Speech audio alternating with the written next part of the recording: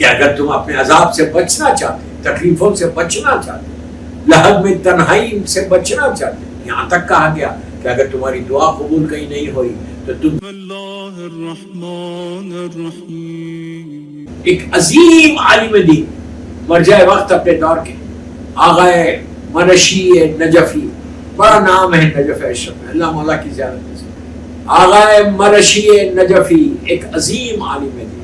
آپ کو معلوم ان کی وصیت کیا تھی؟ وہ جو پوری زندگی کچھ دن کچھ سال بولے آخری ایام میں ان کے پاس رومال تھا جو مجلس حسین میں ہر آدمی رکھتا رومال، مجلس حسین میں جو گریا کرتے تھے وہ آنسو اس رومال میں دیتے، اور ان کی وصیت تھی. آپ جا کے دیکھ لیں، میں نام لے رہا ہوں، مرشی نجفی، ایک عظیم عالم دین، اللہ ان کے درجات کو بلند کرے، بڑا مولائی، بڑا آزاد. ان کی وصیت تھی کہ جب مجھے دفن کرنا تو اس کے ساتھ میرے اس رومال کو بھی دفن کرنا. پوچھا کیوں؟ تو کہا یہ میری بخشش کا سہارا، اتنا بڑا عالم دین نجف ہے اشرف، کہا یہ میری بخشش کا سہارا بن جائے. وہ آنسو، وہ غم حسین کے آنسو جس رومال میں جذب ہوئے، اس رومال کو وہ جو ہے اپنے ساتھ کفن کے اندر رکھوا. یہ مرشی نجفی کا واقعہ. اس کے بعد خاک شفا ہم رکھتے ہیں اور حکم بھی کہ خاک شفا میت کے ساتھ دفن کرو. کیوں؟ وہ عذاب الہی سے بچا.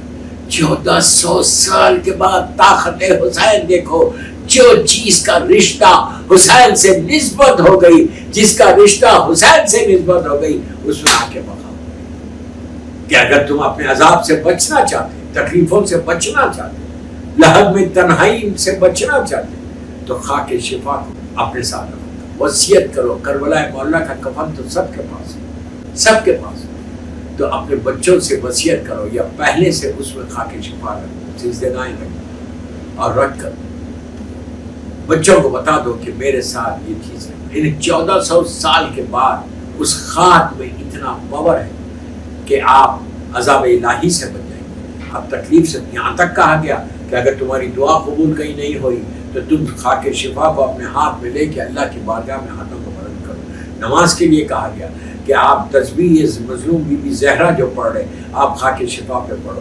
اگر خاک شفا آپ کے پاس نہیں ہے تو سجدے کا ہاتھ میں لے لو، اور اس کے بعد 34 مرتبہ اللہ اکبر، الحمدللہ اور سبحان اللہ کی تسبیح پڑھو.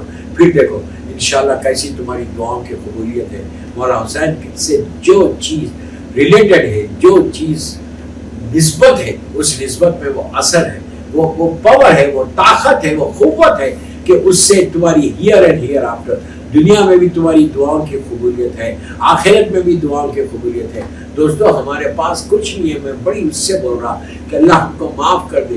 ہمارا اعمال نامہ زیرو ہے، ہمارے اعمال نامے میں کچھ نہیں ہے، کچھ نہیں ہے، لیکن صرف ایک بھروسہ مولا حسین کا ہے، صرف ایک بھروسہ امام کا ہے، اور کہ وہ بھروسہ یہ کہ حسین ہماری بخشش کروا دیں گے، حسین ہماری مدد کریں گے. تو اس حسین سے اپنے آپ کو اتنا کنیکٹڈ کر دو، اس حسین سے اپنے رشتے کو اتنا مضبوط کر دو کہ رشتہ اگر مضبوط ہو جائے گا، رشتہ مضبوط ہو جائے گا تو پھر آپ کے لیے بقا ہے، ٹوٹل بقا ہے. رشتہ مولا حسین سے مضبوط کرنا یہ ہماری ذمہ داری ہے. میں آپ کو ایک بات بولوں، ہم دنیا کے بڑے بڑے لوگوں سے رشتہ بنانا چاہتے ہیں، دنیا کے بڑے بڑے لوگوں سے ہم رشتہ بنانا چاہتے ہیں، لیکن ہم امام حسین سے رشتہ. اس کے بعد دیکھو یہ ذمہ داریوں میں سے ایک ذمہ داری ہے. میری ٹاپک ہی یہی ہے نا کہ ایک شیعہ کی ذمہ داری اس غیبت امام میں، اس دور میں ہماری ذمہ داری کیا ہے.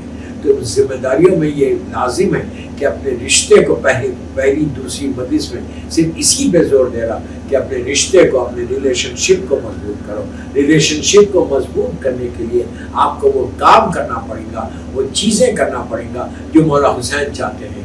جب تک آپ کی فکر ادھر نہیں جائے گی کہ مجھے یہ کرنا ہے، مجھے یہ کرنا ہے.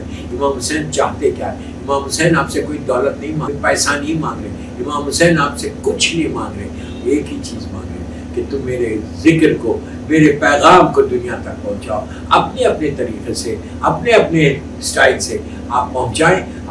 میں تو ہمیشہ ایک بات کہتا ہوں کہ گھر سے شروع کرنا، گھر میں بچوں کو اسٹرانگ کرنا، آپ رہو یا نہ رہو، آزاداری کو بچے لے کے آگے بڑھنا، سینہ بہ سینہ چلنا. یہ آزاداری اتنی آسانی سے ہمارے پاس نہیں آئی. آزاداری کے لیے قربانیوں کو دیا گیا، آزاداری کے لیے سیکریفائس کیا گیا، آزاداری کے لیے بچوں کو ذبح کروایا گیا، آزاداری کے لیے یتیم ہو گئے بچے. لیکن اس کے باوجود لیکن ان کی ماؤں نے یہی کہا کہ نہیں، ہم کو آزاداری کو بچانا ہے، ہم ہر چیز قربان کر دیں گے، اور ہر چیز قربان کرنے کے بعد بھی ہم صرف آزاداری کی حفاظت کرنے کی کوشش کریں گے. یہ ہمارا جذبہ رہنا چاہیے، یہ ہماری فیلنگز رہنا چاہیے.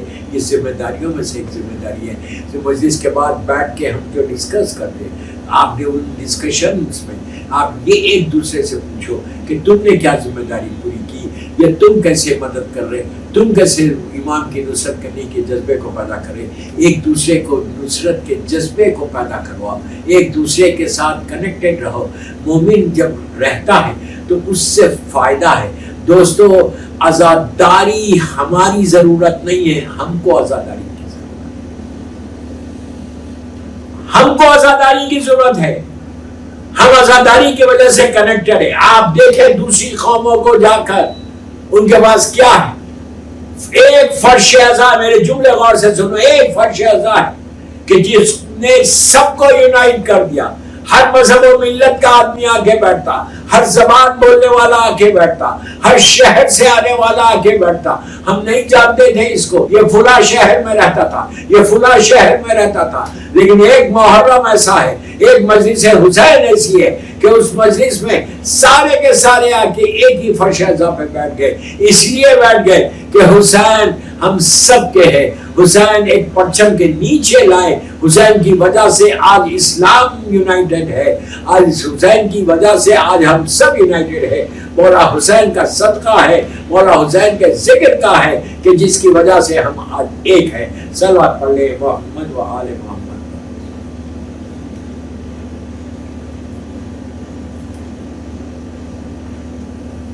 تو اس ذکر کو بچانا تمہاری ذمہ داری ہے، اس ذکر کا ساتھ دینا تمہاری ذمہ داری ہے.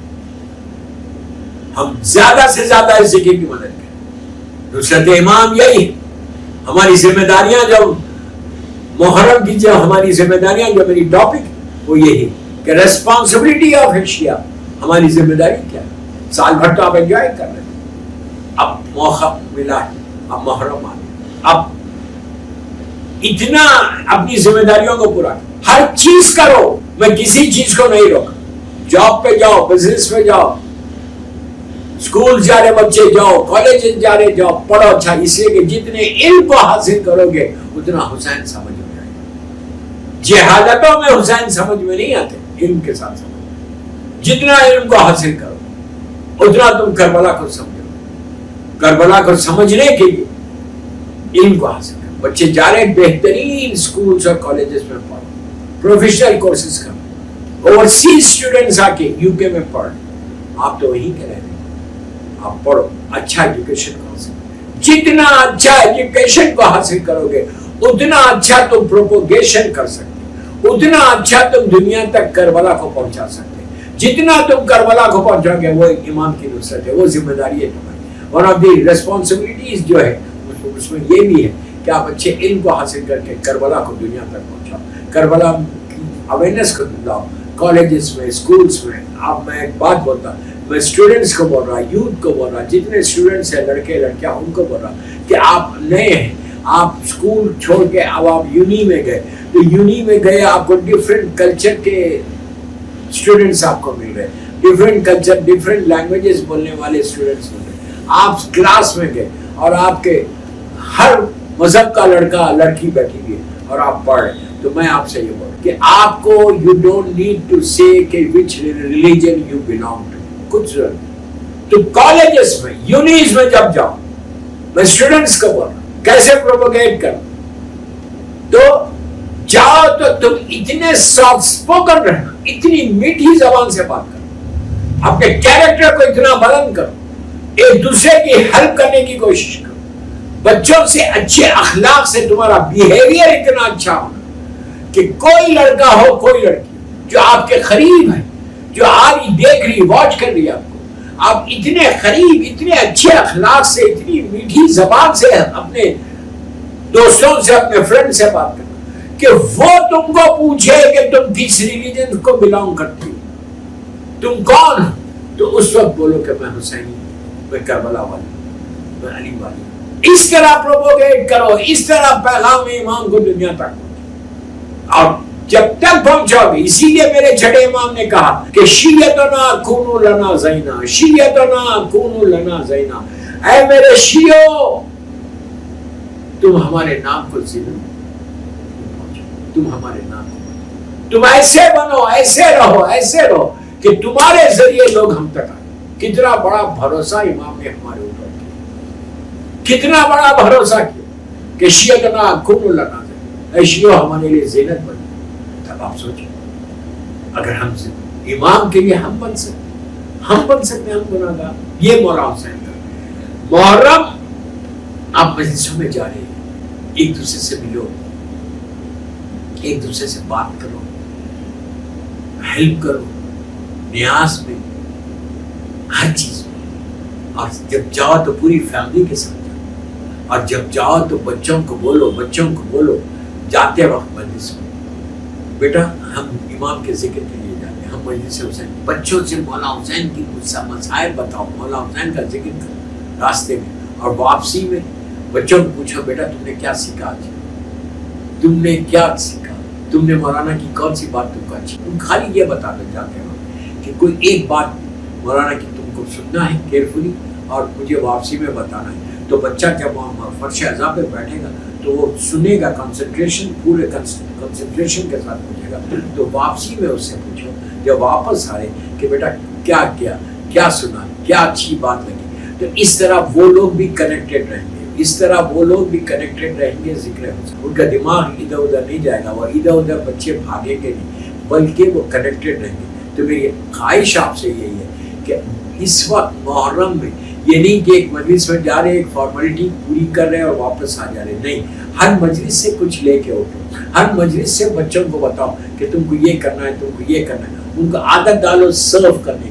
جیسا گھر میں آپ کے پاس کوئی اگر ایونٹ ہو تو آپ کے بچے سرو کرتے، اسی طرح وہاں پہ بھی کوشش کرو والنٹیئر کرنے کی، وہاں پہ بھی کوشش کرو نیاز دینے کی. اگر وہ سب نہیں کر سکتے تو اپنے بچوں کو بازو بٹھاؤ. مجلس حسین میں ماں سے بھی کہہ رہا، باپ سے بھی کہہ رہا، اگر بچے چھوٹے ہیں تو کوشش کرو کہ اپنے پہلو میں بٹھاؤ اور سناؤ. اور جتنی دیر وہ فرش اعضاء پہ رہیں گے تو ان کو پتا چلے گا کہ یہ فرش اعضاء کی امپورٹنس کیا ہے. اور برکت فرش اعضاء آپ کے سامنے ہے، آپ کو اندازہ نہیں ہے اس اعضاء کا جو فرش ہے. اس لیے کہ میں نے ابھی آپ سے کہا کہ بانی مجلس میری مظلوم شہزادی ہے، شہزادی اس اعضاء کی بانی ہے، محافظ عزاداری میرا امام زمانہ ہے. تو یہ ذمہ داریوں میں سے ایک ذمہ داری کہ محرم میں بچے اتنے پرفیکٹ ہو جانا، بچے اتنا سیکھ لینا کہ ان کو تہذیب عزاداری پتہ چل جائے. پھر گھر میں اگر آپ ڈسکس کریں دوستو، یہ چیز تم کیری کر سکتے اپنی زندگی تمام. آج تم لے کر جا رہے، جب بچہ پڑھنے کے لیے کہیں اور جا رہا، لڑکی کہیں اور جا رہی، تو وہاں پہ بھی وہ کوشش کرے گی کہ مجھے عزاداری کرنا ہے. کتنے فونز آتے ہیں نئی جگہ. ابھی میونک کے لیے ڈاکٹر جا رہا ہے بنگلہ دیش سے، اور جا کے وہاں پہ وہ پی ایچ ڈی کر رہے، تو ان کی ماں کا فون آیا کہ مولانا اگر آپ میونک میں کسی کو جانتے تو مجھے اس کا کانٹیکٹ دیجئے، ایڈریس دیجئے، اس لیے کہ میری بیٹی جا رہی اور عزاداری کے لیے ہم کو کچھ ہیلپ چاہیے. یہ فکر دیکھو آپ، کتنا اچھا لگا مجھے. میں نے کہا آپ جائیے، انشاءاللہ میں I'll try to get contact in Munich. میرا میونک میں نہیں ہے لیکن میرا فرینکفرٹ میں اور دوسری جگہوں پر ہے، میں ان سے پوچھوں گا. تو یہ فکر آئی کیسا کہ بچی جاری تو اس کے لیے عزاداری کے لیے فکر، یہ عزاداری کی فکر اس کی زندگی میں وہ خوشیاں عطا کرے گی. مولا حسین کے غم کی برکتوں سے وہ خوشیاں ملے گی کہ آپ تصور بھی نہیں کر سکتے. تو ہمیشہ کوشش کرو کنیکٹڈ رہنے کی امام حسین سے. یہ ہماری ذمہ داری ہے. بس میرا وقت ہو گیا، آلموسٹ 40 منٹس کی مجلس ہو گئی، یہ 45 منٹس کی مجلس ہے. یہ ایام میں تو کوشش یہ کرو کہ زیادہ سے زیادہ گریہ کرو، زیادہ سے زیادہ ماتم کرو. بس ایک صلوات پڑھ لیں آپ، محمد و آل محمد پر.